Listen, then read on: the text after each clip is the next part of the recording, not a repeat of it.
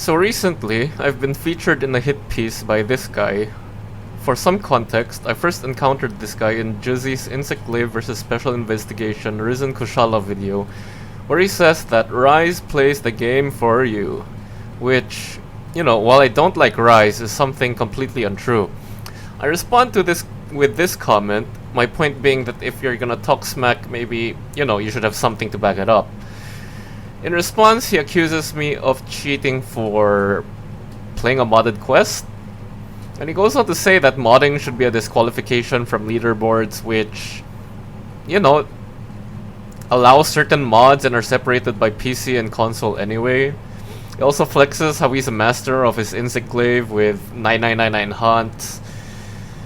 Now this guy, he also responded to my recent videos, the Elatrian runs, right?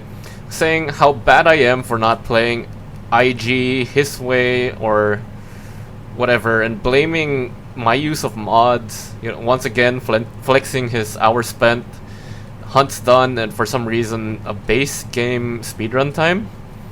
He even goes to personally attack some of my viewers for doing speedruns.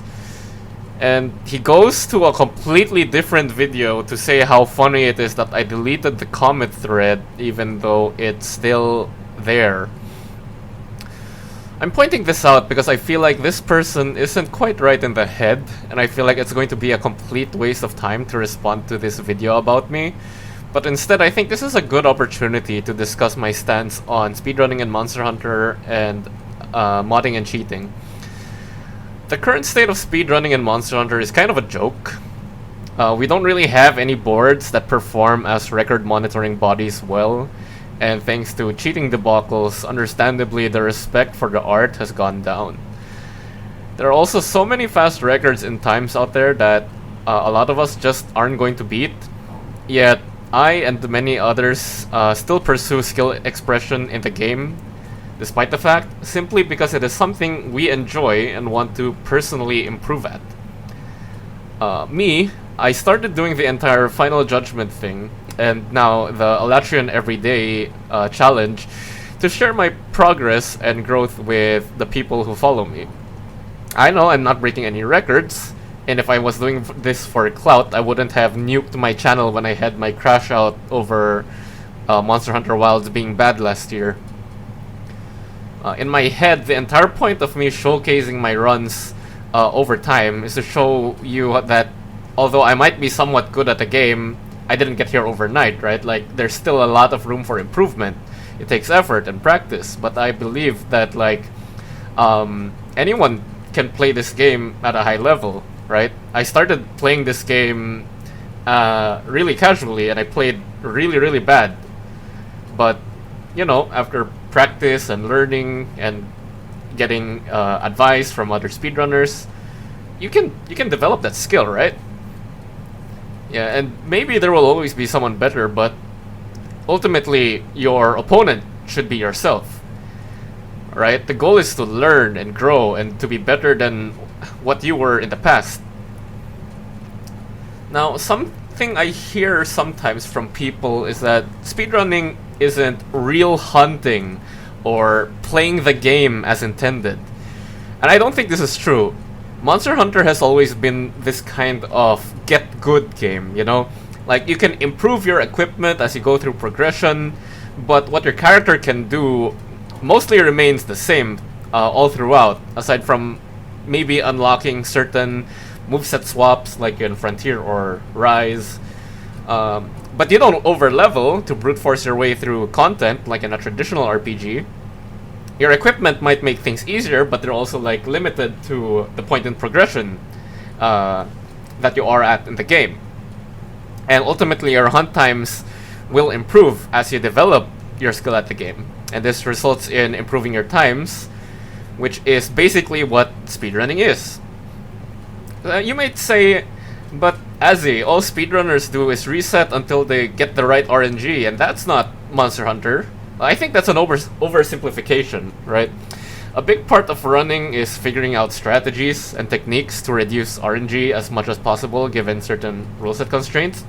And that's why things like scripting are a thing, or figuring out punishes for things that a monster can do and optimizing and polishing them so that you can turn like bad RNG sequences into something you can actually get something out of, right? And you know, as with any activity that you want to accomplish, ideally you want to prepare as best as you can beforehand to achieve success. Like, you know, you study for an exam, you prepare supplies for a trip. It's the same sort of logic of playing the game just normally, just with a different end goal, right? Like, you play the game, you wanna beat the monster, you gotta prepare, you gotta learn stuff, right? Yeah, on top of this, if every runner reset at the slightest inconvenience, we wouldn't have people posting runs in general. Because, like, nobody's gonna get the perfect AI all the time, right? We wouldn't have all these people who post runs where maybe they get hit by the monster once, or maybe the AI was bad in one place, right? And as for resetting, there is a point where, you know, the situation is just no longer favorable for reaching the end goal of, in this case of speedrunning, time target. It's like the same logic that applies to resetting a casual hunt, because the situation is no longer in your favor. Like, you run out of consumables, you're almost timing out, or you're on the last cart and you want to preserve your items, you don't want to risk going back in there and maybe dying, right?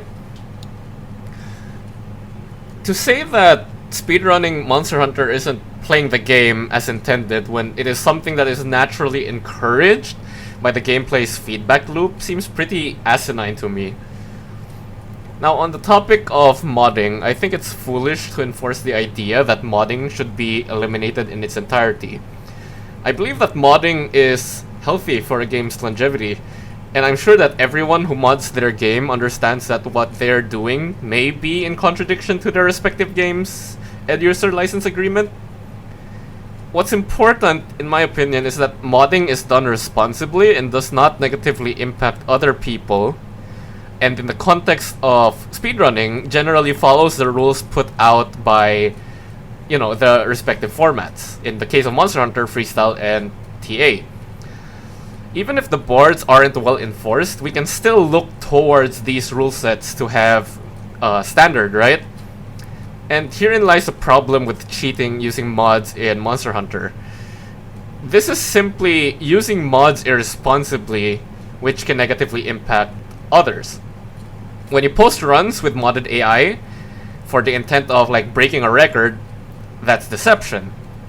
If you're joining lobbies with one-shot mods, you're ruining the experience of other people. Like, personally, as far as the speedrun experience goes, I prefer mods that work towards pre-quest RNG, like food skills, because this is something you can realistically save a state of. Like, you can do it in Xbox. I don't see why you shouldn't be able to do that in PC. Like, it's not something impossible, right? And it's like you can reliably, consistently do it. So, you know, just eliminate that tedium. I think that's fine, right? But I'm more hesitant to use mods like fixed crowns or lowest HP rolls. But as long as you disclose it, I don't really mind. Like, as long as you keep the audience informed about why you chose to do it and how it works, right? How it interacts with how you play the game. And like, you know, I think that task runs are cool to watch too, right? I enjoy seeing task runs show the absolute limits that the game can be pushed, like in games like, you know, Minecraft, right? The cool, like, 15-second run, full game run or something, or what was that, full netherite run? I think those are really cool. As long as it's like, you know, properly labeled and properly demonstrated, like, oh yeah, this is task, right? As for mods that, you know, do stuff like increase damage or remove hit lag, these definitely wouldn't fly, because these are things you just cannot do in the game, period, right? And I believe that AI modding the monster to be favorable to you just means you're basically fighting a monster that's completely different to what everyone else has. Even if boards allow usage of mods like, you know, Fexty's Palico AI mod, I ended up feeling not so comfortable about using it because I noticed that there were times where the cat did something that wasn't intended, or I might have pressed like a hotkey that made it do something that it wasn't supposed to do without me knowing. So I decided, like, I'm not gonna use this anymore. Even things like the wall bangable Elatrion mod, I tried it for a few runs and I noticed, like, wait, this isn't the move that's supposed to come out normally. There might be something wrong in the mod. So if I can't verify that the mod won't give me an outcome that's not supposed to be possible, then I'm not gonna use it. Something like food skills, however, is definitely something I can confirm though, and that's why I use it. You know, I think of it something like how I view competitive Pokemon, right? So like genning a Pokemon, to some people, they consider it cheating. But I believe that in a tournament, it doesn't matter as long as it's made to be tournament legal, right? It's not going to affect the skill on display by the players. But I see something like cheating, something like Monster AI, it's making it so that, you know, RNG favors you more than the opponent. It's like, let's say, let's use the Pokemon example, where if you manipulate this sort of like AI that's going on in the match, right? Like, if you constantly get crits, even when you're not supposed to, or like it's disproportionately favors you more than your opponent, you get more paralysis procs, sleep procs, or whatever. Like, that's how I see the AI modding. It's just unfair, right? So, in summary, I think as long as it's used responsibly and within the bounds of the standards in place for modding for speedruns, I think it's fine. Now, the speedrunning community also does try to call out cheating when it sees it.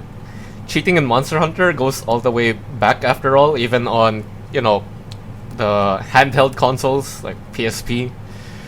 We are aware of these issues, but, you know, when you have some sort of competitive scene, eventually you will have someone trying to cheat, and it doesn't just apply to Monster Hunter, right? You see this in other games as well, even like real-life activities, you know, real-life competitions, like in sports, right? The unfortunate part is that cheating is becoming harder and harder to detect since methods are getting more and more advanced, and as a result, speedruns these days should be taken with at least a grain of salt. It doesn't really help that the board enforcement isn't great either, but personally, when it comes to speedrunning, if the goal is self-improvement, which, you know, it's my own goal when I do these runs, then using such cheats is self-defeating and makes the entire endeavor pointless, right? I do recognize that at the end of the day, we have our own way of playing our games and taste for mods. So I think in the end, the best way to handle it is to simply be transparent, or at least obvious about what you use so as not to be misleading, you know? So, with all of that, there's just one more thing I want to say. The reason we look at hunt times is because it's a metric of performance. Personal bests tell us how far we can push ourselves, and average hunt times show us how consistent we are in achieving these hunts, right? In general. And to display a hunt time is to at least show that some level of competence, right? If you're gonna share a time like, I beat this thing in 4 minutes, like, oh, that's what you're capable of, right? So let's go back to this guy at the start. To specifically label something to not be a speedrun, but also show the time, it seems sort of counterintuitive, right? Since by choosing to display the time, you are calling it, in a way, like you're calling it a personal speedrun, right? He even brings up in that comment on my video that he has a full game speedrun. So I'm not sure what the point is in, like, calling this not a speedrun. Like, it's a personal achievement. You think it's fast. It's your own personal speedrun, right? So I'm not sure what the point is in specifically labeling it as that. But regardless, since this oh so mighty glaive player has this hunt that he considers to be a fast clip worthy of being on the channel, in his own words. You know, I went ahead and played by his rules. No consumables and whatever the hell he did here, even though he still used flash pods, even though that should be a consumable. So I did a couple of casual tempered Velks while sitting in a VC with friends, and just, you know, hitting it here and there. And then probably on my 7th sleigh, I get this run that's playing right now. I had some clears that ended up being around 4 minutes-ish because I didn't get dropped in the same room as Velk, or I forgot to equip flash pods and I couldn't stop the retreat. But you know, I still ended up beating a time that he apparently considers fast, even though I have only less than 100 Insect Glaive uses in this game, and I definitely don't know how to use it effectively, and I don't know all the tech or even know the Velk matchup since I don't really fight this monster. I fumble a lot in this run, I miss plenty of attacks, I feel like I'm playing like a Neanderthal, and yet I'm able to achieve a time on a weapon I don't know how to use. That is a time that someone who is supposed to be an expert at the weapon in the game with 9999 uses considers fast, you know? And like, I know he's gonna deflect by saying that I'm cheating because I use mods and whatever. I don't care, right? The video is here for anyone to scrutinize for any game-breaking cheats. But the point is, like, hunt count and hours spent mean nothing if you don't have any actual ability to show for it. They say that doing something for 10,000 hours makes you an expert, but if you do something wrong, right? If you practice doing something wrong for 10,000 hours, that just makes you an expert at doing it wrong. So my message here is basically, don't be like this guy who chooses to close himself in an echo chamber, thinking that he's some sort of godlike player and lashes out at other people and refuses to actually see other people's point of view and how others improve at the game. You know, like, learn from others, see what works, and try these things at your own pace. Anyone can get decently good or reach some level of competence if they put in enough effort and drive into it, right? Unless, you know, you're physically incapable of being able to do it. Well, anyway, that's all I have. I hope that this video could be at least, you know, explain some of my perspective when I approach this game, and might be helpful to you, you know? So with all that being said, thanks for watching.